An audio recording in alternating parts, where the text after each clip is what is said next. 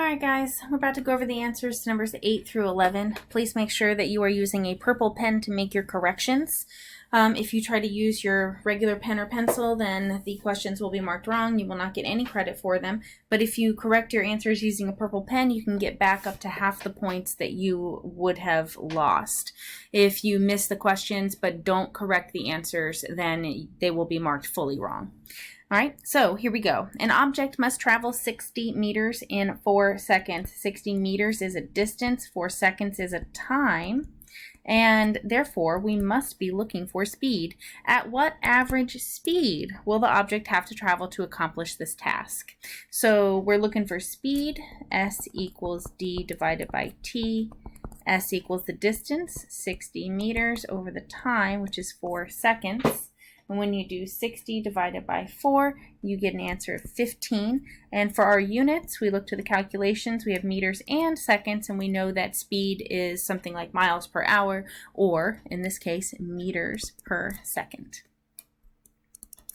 Okay, pause the video, ask questions, correct your answers. And let's do number 9. A family decides to take a trip to Europe. The plane they took flew at an average speed of 500 miles per hour. So we have our speed. The plane covered a distance of 5,000 miles. That is a distance. And it wants to know how long the flight was. So we are looking for time. We're going to scribble out time here. Time is equal to D divided by S. Time is equal to our distance of 5,000 miles divided by the speed, and the speed is 500 miles per hour. So when we do 5,000 divided by 500, we should get 10 hours. We have miles here, and we know that's a unit of distance, and the only unit of time we have is hours. So that's how we know that it's 10 hours and not 10 minutes or 10 seconds or 10 days. Oops, sorry. Pause the video. Go ahead and make your corrections.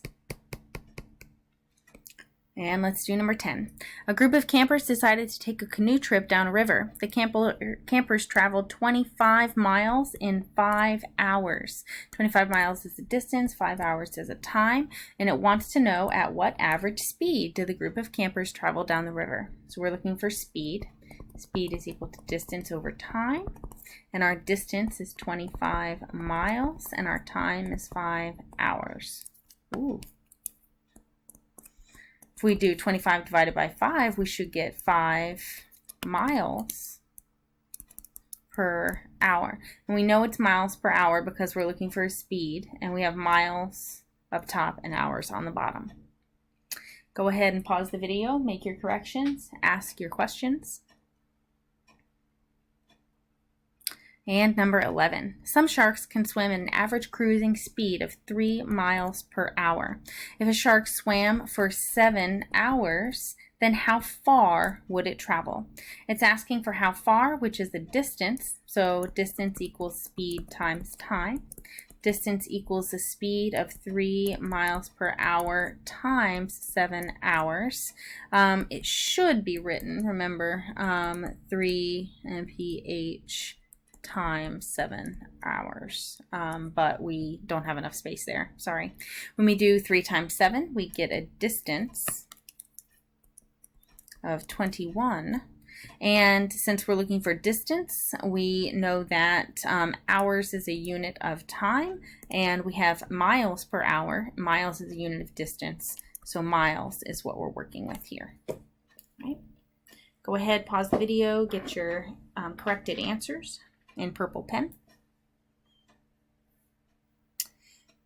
And I would like for you guys to turn this worksheet in to Miss Campbell. She is going to grade it. And you're going to work on the study guide for the rest of the day in class. Please remember that you're going to have a quiz over speed and calculating speed on Friday. We'll go over the answers to the study guide in class on Thursday. And I hope you guys have a great day. Thanks so much.